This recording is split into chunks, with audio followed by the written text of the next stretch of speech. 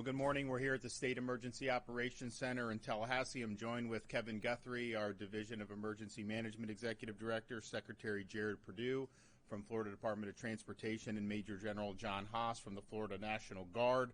As you know, as of 8 a.m., Hurricane Helene is now a Category 2 hurricane. It is located 365 miles south of Apalachicola.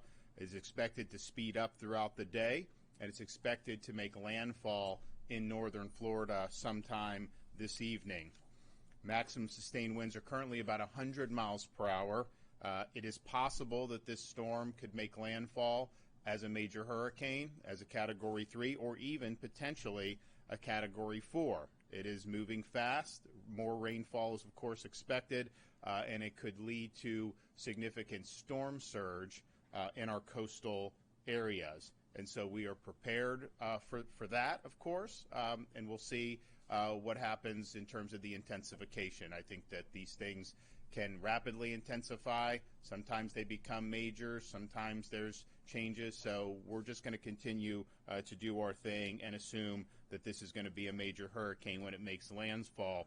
This is a very large storm, so you're going to see tropical weather that's going to extend hundreds of miles away from the center of the storm. It doesn't necessarily mean you're going to have a hurricane Category 3 winds, say on the east coast of Florida, but you are going to have tropical conditions, and it's going to be nasty throughout the latter part of the day here in the state of Florida.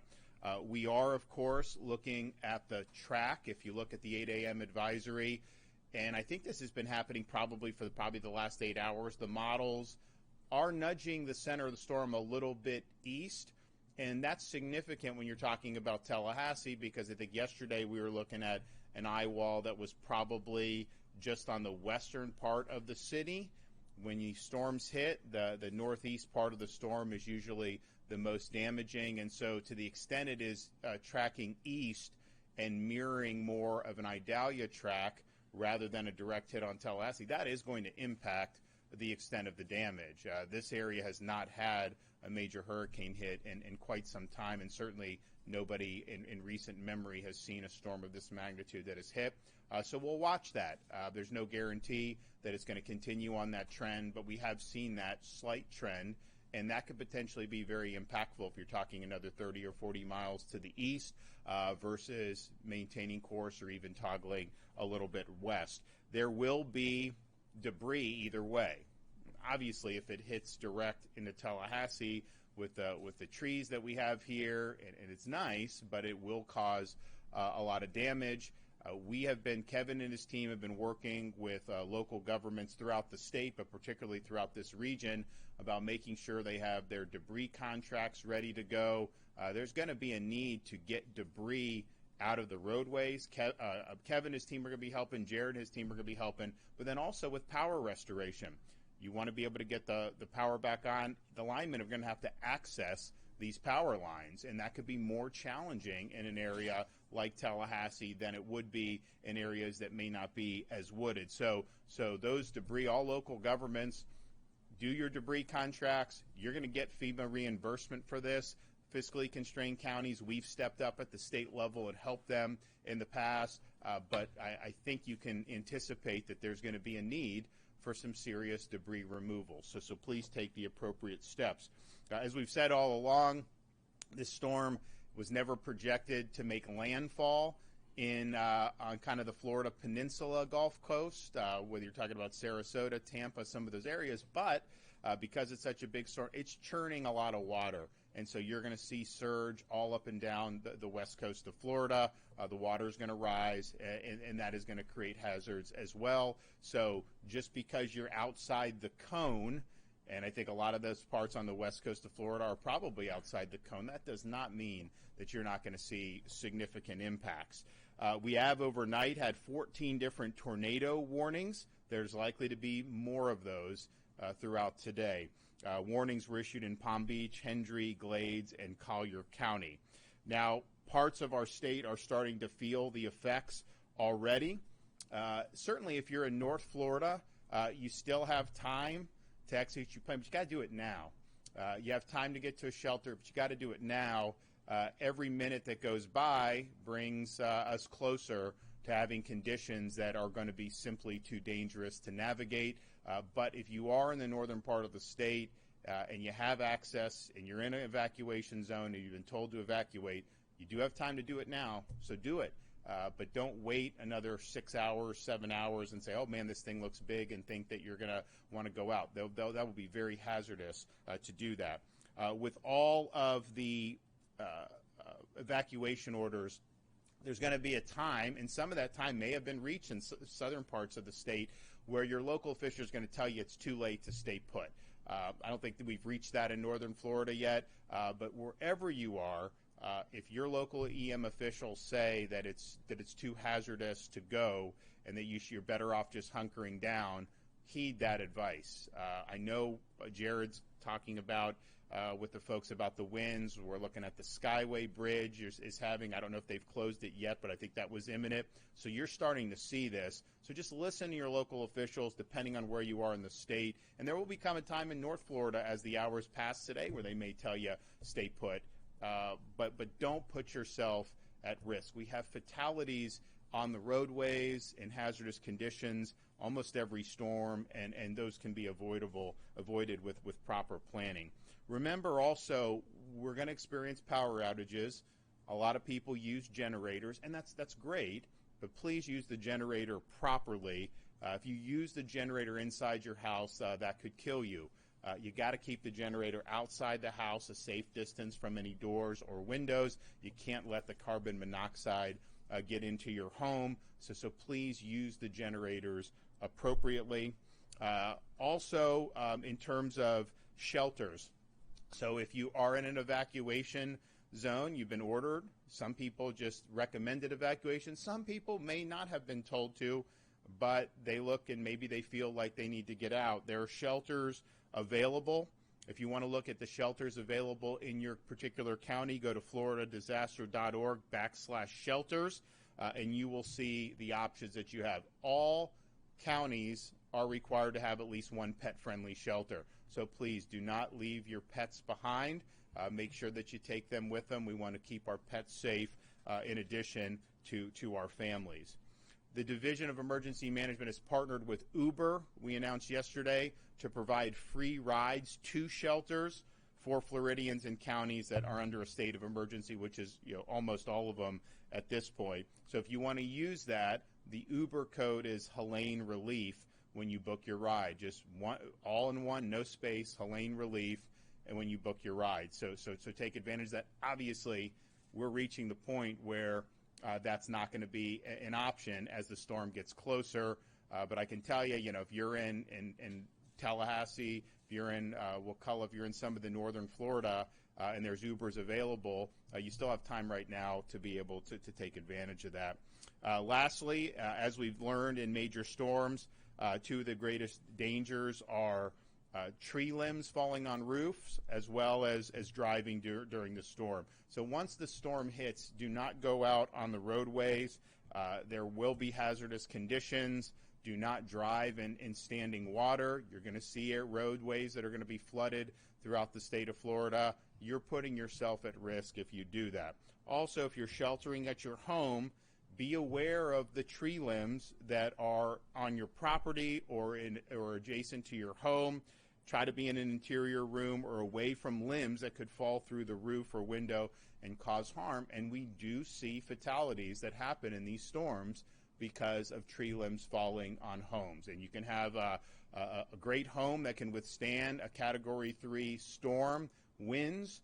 It's a lot more difficult to withstand a big tree falling on your roof. So take a look at that and know that is a very real hazard when it comes to this storm. Tampa International, St. Pete, Clearwater, and Tallahassee airports are now closed. Additional flight cancellations or delays are being reported at other Florida airports. Check with the airlines directly on specific flight updates, but given the magnitude of the storm, how far out some of the winds are going, and again, it's not going to be a Category 4 wind 200 miles away, but it's creating tropical conditions, and having flight cancellations or delays is absolutely something that is foreseeable and that you should take into account when you're making your arrangements. We do anticipate Tampa, St. Pete, Clearwater to open relatively soon after the storm has passed, and I know the people in Tallahassee are going to try to be doing that as well. Now, the storm is going to make landfall this evening. It will likely be dark by the time the storm passes. Do not try to do any work in the dark. You don't know what hazards are out there. There's going to be debris. There's going to potentially, in some parts, there's going to be standing water. That is difficult to navigate as it is, but to be doing that in the dark of night is hazardous. The sun's going to come out. You're going to have time to take stock of this. You're going to have time to do what you need to do. When you do that, make sure you're using proper ladder safety. We do have people that have accidents, and we've seen fatalities based on misuses of ladders. There are going to be groups that are coming into Florida that will help you with some of the things that may be damaged to your house. And Kevin and his team have worked hard with these groups now. We work with them for many storms. And so if you have somebody that's elderly, don't put yourself at risk by jumping on a ladder to remove a tree that may have fallen on your property. We get some of these guys to go out there and help you. There's going to be a lot of assistance available. So particularly for those who are elderly or who may be at risk, don't take the risk of doing that. Also, pay attention to live wires and avoid standing water. Now, the Division of Emergency Management has a total of 1,100 missions that are in progress, as Kevin mentioned. Some of that is pre-storm, but a lot of that is people wanting to be prepared for post-storm response, and so they're going to continue fulfilling those requests, and that's everything from high water vehicles to generators to personnel. And we're going to continue to work with our folks, particularly our fiscally constrained counties up here in North Florida. There are 35,000 shelf-stable meals that are staged near the anticipated area of storm impact, and they will be deployed as needed. We also have tens of thousands of linemen that are at safe locations just outside potential area of impact. When that storm passes, they are going to go in and begin the power restoration, and that's something that's been a priority for us when we do the storm response. There is mutual aid available. I've spoken to the major companies. I've spoken to the co-ops. I've spoken to the municipals. I think everybody is of the same mind that they want to get after this very quickly. So if you have access to the mutual aid, take it. We want to be helpful at the state level to be able to help you do that. Whatever damage this brings, if we're able to get people back up on their feet with the electrical, that makes a huge difference. And obviously we want to get the debris out of the road so people can move around again. So that is available, and we want to put those to use. Of course, we've mentioned many times how we use the Starlink internet devices. We've got over 100 that are deployed in areas that could lose the internet, and we've sent generators to 130 different gas stations. When the storms hit, it's usually not because there's not enough fuel that the gas stations aren't open. A lot of times it's because they don't have the power to be able to operate the pumps. Now, new stations and large stations are already built in Florida with new generators, but when you look at some of the stations in northern Florida, some of them are older, some of them are smaller. So Kevin and his team have dispatched 130 to gas stations. That will allow them to continue to sell gasoline in the immediate aftermath of the storm. And I know there's going to be a lot of people that are going to want. Kevin, I mentioned yesterday, and DEM have executed fuel contracts. So we've brought in a lot of fuel to the state of Florida. We haven't seen fuel shortages. I mean, there have been some lines places, but the fuel has been able to be replenished. So we feel good about the fuel situation that we're doing. We now have 3,500 soldiers. We can surge that by another 2,000 from our National Guard if needed. We have 200 state troopers with Florida Highway Patrol that will also deploy immediately following the storm. Florida Department of Transportation has 1,700 of its members that are working on preparing and staging and response to the storm, and that's 550 generators, 230 pieces of large equipment, and 40 large pumps. Be able to get some of that water out of some of these low-lying areas. Our Florida Division of Environmental Protection has pre-authorized 871 disaster debris management sites for the counties included in our executive order so that they can temporarily stage debris that is generated by this storm, and particularly in this Tallahassee region, we do anticipate there to be some significant debris. We also have troopers that have assisted with evacuations in a variety of Florida counties, and as of today, there are 80 healthcare facilities that have reported various levels of evacuations: hospitals, assisted living facilities, and nursing homes. So the storm, it's coming. We're already seeing some effects in the southern part of the state. We're going to continue to see conditions deteriorate throughout the rest of the day, and we are anticipating a landfall as likely a major hurricane sometime this evening. So if you are in the area of the expected landfall, this Big Bend, Tallahassee region, you still have time to execute that plan. You do have time to heed the call of your local officials if they're telling you to evacuate, but that time is certainly running out, and you're not going to have all day to be able to do that. So please make the decisions that are going to be best for you and your family.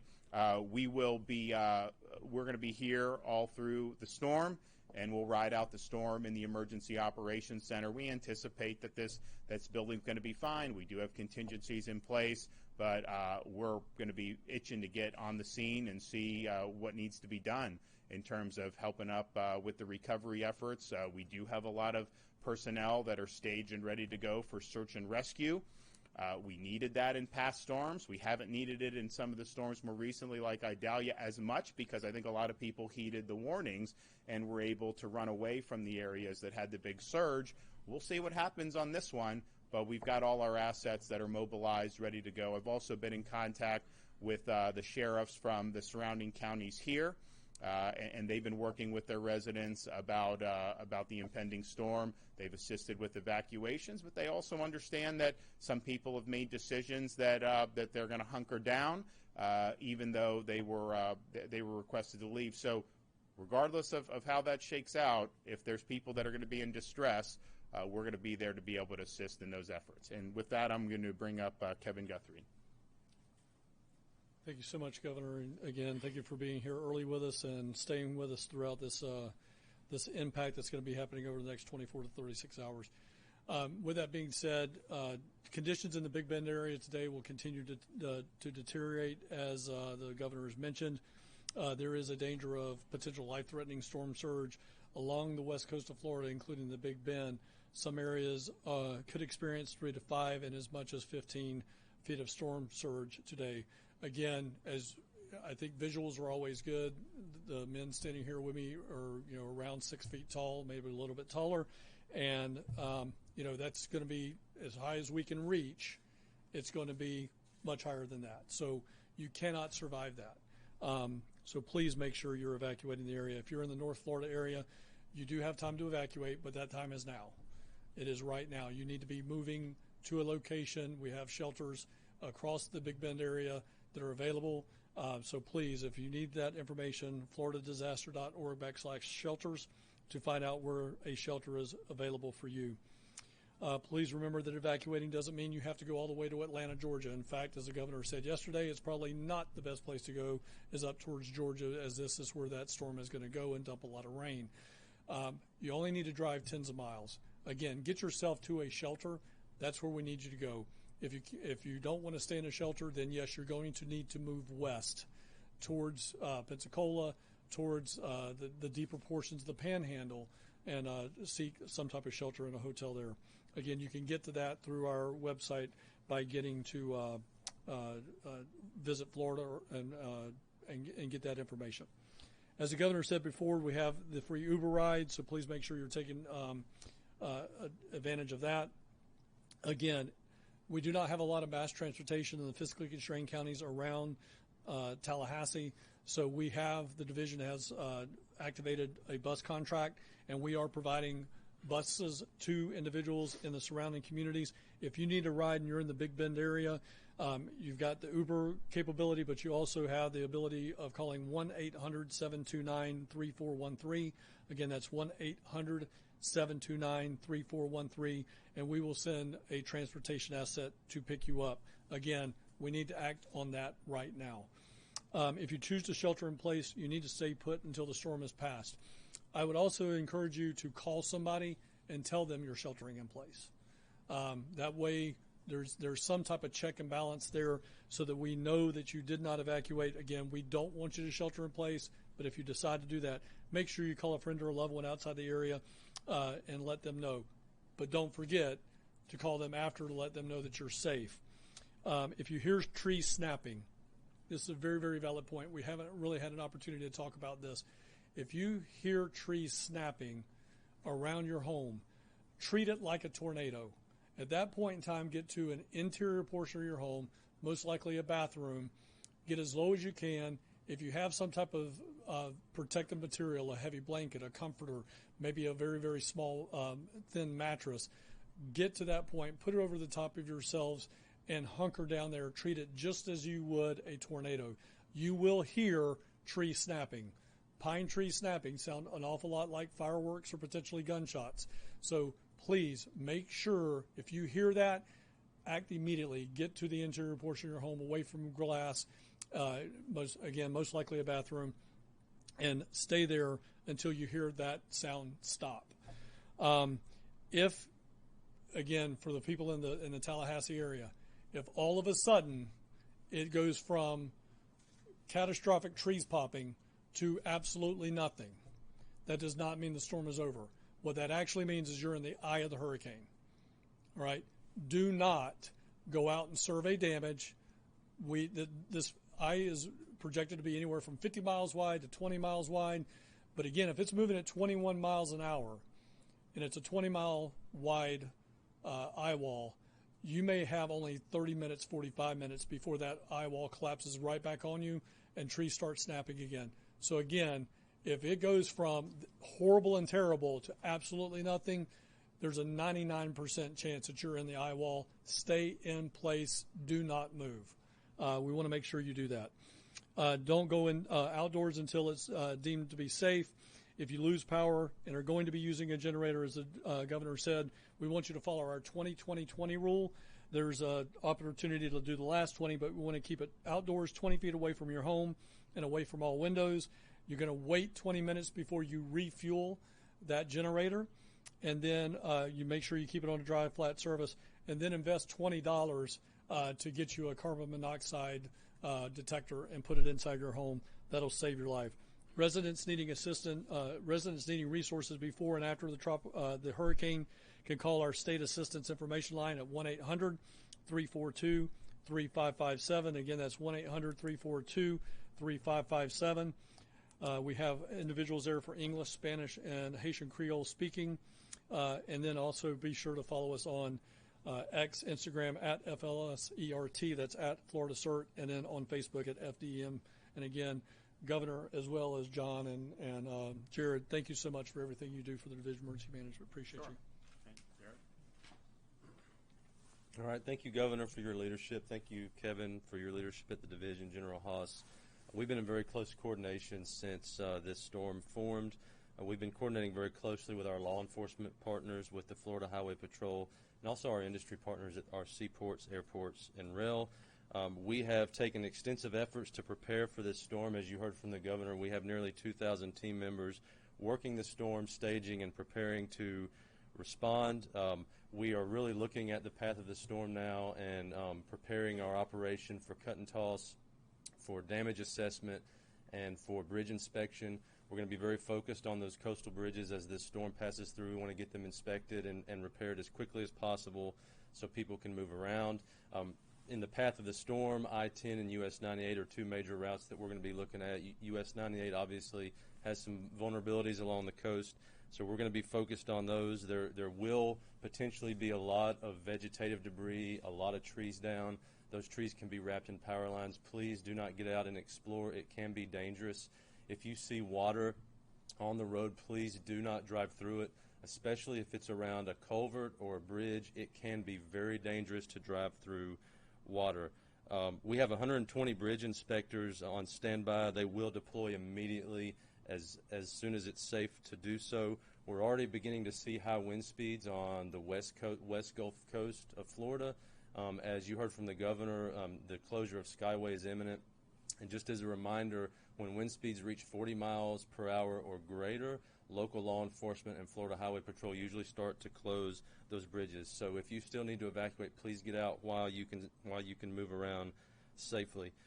As the storm passes through, FL511.com is the most reliable place to get information on road closures, detours, etc. We will be updating that website live as the storm passes through.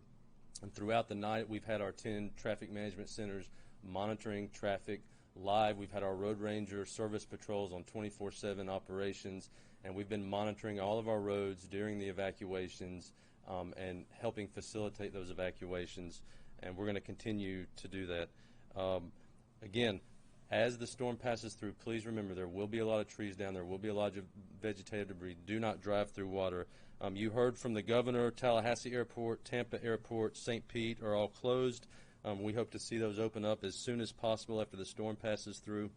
We have several seaports right now that have closed waterside along the coast, just preparing for the storm. And again, we'll coordinate closely with them and the Coast Guard to open those back up as soon as the storm passes through. Again, thank you, Governor, for your leadership, and we'll continue to work. Also, as for folks that are in these low-lying areas that could experience major storm surge, electric vehicles, when they have the saltwater intrusion, that has generated fires in the past, and those are very difficult fires to put out. So if you do have one of those, try to get that to higher ground as well, because it does represent a hazard for the safety. And we actually had in Ian, we had homes that were completely fine withstanding a Cat 5 impact, and then got burned down because of the EV that was in the garage and caught fire. So try to avoid that if you can. Again, if you are particularly if you're in northern Florida, I mean, you can leave now if you're in an evacuation zone. You have time to execute this plan, but that time is really running out very quickly. Listen to wherever you are in Florida, listen to your local officials about whether it has come to the point where you just need to hunker down. And that may be the case in some of the southern parts of Florida that are experiencing more impacts now. As the day goes on up here in North Florida, that is going to be something that they're going to say, because it's going to be very hazardous conditions when you're, and it's not going to be safe to be out on the road. So I want to thank everybody for mobilizing up to this point. We've got a lot of assets, as we always do, available, and we will bring those to bear as soon as the storm passes, and first helping people with life and limb that may be in jeopardy, but then two, restoring the critical services, whether that's transportation or whether that is power, and we have the resources in place to be able to help do that. And with that, I'll take some questions. Yep. With this storm being the third hurricane to hit the financially constrained counties, how much of a strain does that put on state resources to help these people that are struggling to pay for one storm, let alone three? We've always stepped up and helped fiscally constrained counties in Florida, and we'll continue to do that. I mean, look, we put aside $500 million a year for disaster response. We started that when I became governor, and we're in a very strong fiscal shape. Now, we believe in utilizing whatever levers available. If I can get money elsewhere, I will do that for the counties. But we're in a good shape to be able to step up and help them. And we'll see. This is not projected to reach a Michael strength, but you never know, right? And but I remember, like Mexico Beach, the debris cost was like $80 million, and their annual budget was like $8 million. Well, that's not going to be something that's going to be feasible. So we know there's going to be need for support for fiscally constrained counties. Kevin and his team have already done a lot to help them on the outset and leading up to the storm, and we'll continue to be a good partner with them on the way back. Yes. What could you tell locals? What should we expect for the aftermath of Tallahassee? I mean, will Tallahassee look like Tallahassee anymore after this?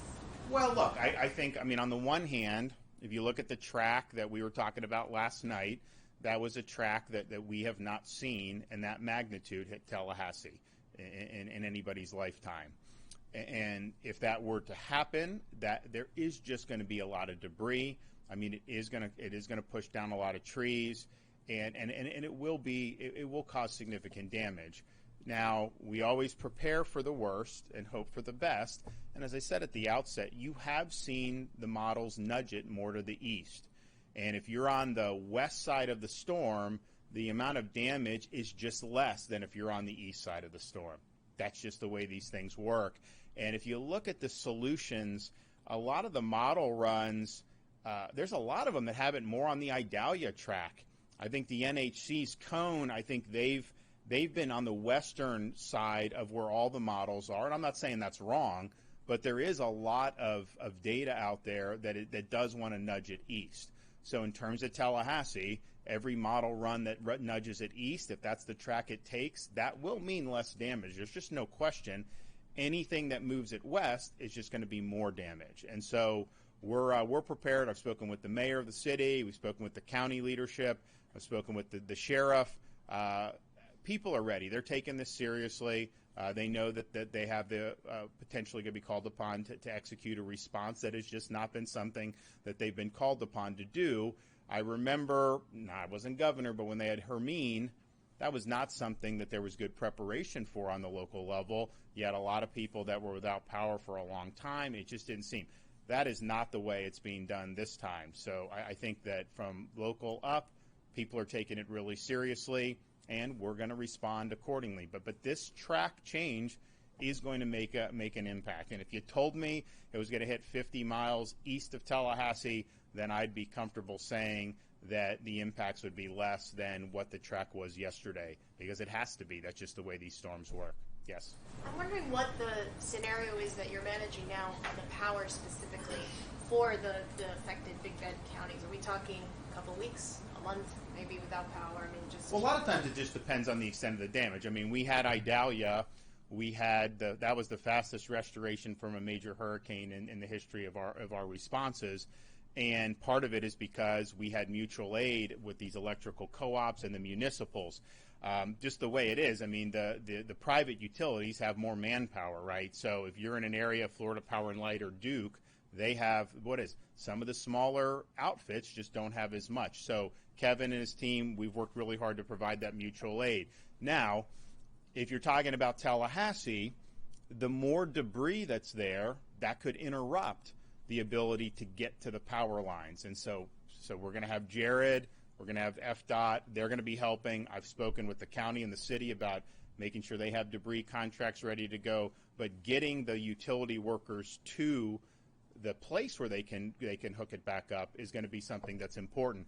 Now, if it's more of an Idalia track, this is like deja vu all over again, right? I mean, we had Idalia, we had Debbie, very similar tracks. If this does nudge east, you're going to have a storm that, maybe it's more powerful than Idalia, maybe it's a little less. We'll see. Idalia reached Cat 4 before landfall, and then it receded to a Cat 3 when it hit landfall. So you could have something that's very similar. So I think there's a lot. But we're going to have over 30,000 linemen that are going to be staged and ready to go. I would note that there are some relatively minor power outages across the state, largely because of these tornadoes that we've seen. Now, those companies, a lot of that's FPL, and they'll get that back on very quickly. But I think the municipal and the rural co-ops, they've really embraced taking mutual aid. They've embraced going in and trying to get the stuff back on as quickly as possible. Now, if there is damage to not just the lines, but the underlying system that can be destroyed in these things, then that makes, because you have to rebuild the system. Now, it didn't happen in Idalia. It did happen in a couple areas in Hurricane Ian right there on the coast. Now, hopefully, there's not a projection that this is going to be as powerful as Ian, but you never know. This is they've got a great runway in the Gulf of Mexico. The water's warm. It's deep right where the storm is now. It could rapidly intensify. So if you have that structural destruction, then you have to rebuild. We did not have to do that in Idalia. And then what Kevin has been dispatching are these flood protection devices around the utility substations. And I think a lot of them have utilized that up here. So they've been able to do. And what that does is, if you have some surge, if you have a flood, it can keep that substation operating. And that makes a huge difference in terms of the power restoration. So we've got huge amounts of assets that are ready to go. The scope of the storm, the path of the storm is really going to depend on, in terms of the power, will depend on the path and scope of what ends up happening. Do you know how many substations have that flood control device around it? Yeah. We built dozens of missions. Cody, I can get you a... Okay. All right. Just curious. Yes. I have a question for Mr. Deputy. Sure. So with this first major hurricane, or it's expected to become a major hurricane, or it was, up to maybe a Category 4. Still things up in the air. Why doesn't Leon County have an evacuation order? A lot of people are leaving. They're scared. They're nervous. I know Wakulla does. Franklin, the counties around it do. Yeah. So in reference to the question about Leon County specifically and evacuation order, we probably need to fact check that, because I do believe Leon County has an evacuation order right now for low-lying areas and manufactured homes, which makes sense. If you come here, and I'm going to just briefly, if you allow me, Governor, put my local county EM director hat back on. Where we sit at right now is 45, 50 feet above sea level. We are not going to have storm surge impacts here. There is no level A, B, C, D, E, F evacuation zone for Tallahassee. It's low-lying manufactured homes. That is their evacuation order. So, again, I want to give credit where credit's due. The governor's been up here talking about the mayor and the city getting much better, the county getting much better at responding to these disasters. And they have been doing yeoman's work at getting ready for what's about to happen. So they have issued their evacuation orders for low-lying and manufactured housing, which is appropriate for this particular storm. We're not going to have storm surge. We're not going to have riverine flooding up all the way into Leon County proper. So, they're doing the right thing as a local former county EM director, and as a state director now. Yes, 100%. We support their decisions on what they've done. They have opened up, I believe, 7 shelters here. They have asked the state to help supplement that, and I believe we have 3 other shelters in addition to that, ready and able to take on individuals in this area. And the thing about, and Kevin's exactly right, you're not in a surge situation when you're talking about Leon, but, and so you don't want to tell people, hey, just evacuate willy-nilly. At the same time, individuals can look at their home, look what's around it, and assess what risk may be there, because you could have very powerful winds. You could see trees start to fall over. I mean, we had, at the governor's place, we had a really big tree there for Idalia, and Idalia was not, right now the track is closer to Tallahassee than Idalia was, and that tree fell over from that. And it didn't do structural damage to the home, but it's just, that was a massive tree. So the closer it is to Tallahassee, and the winds are 120, 125 potentially for what they're talking about, that is going to be. So you just as a resident, you look, you see, you think about, assess the risk, and there may be places, as Kevin said, you could treat it like a tornado, get in a place where you can hunker down, and maybe that's the best option for you. But it's hard to just fashion an evacuation order around that. I think you just got to trust people to make their own judgments. But debris is going to be an issue. Trees falling is going to be an issue.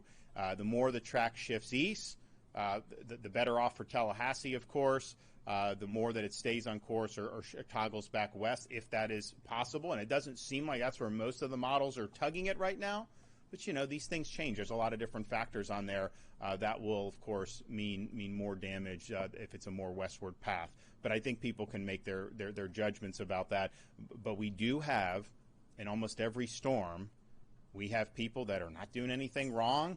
They're taking the storm seriously, and then a tree falls on the home and can cause fatal damage. And we've seen that. We had I think it was a young girl in the most recent, was just they weren't doing anything wrong, and it's a tragic thing, but that is a possibility, especially when you're talking about an area that has as much tree cover as Tallahassee. Okay, thanks so much.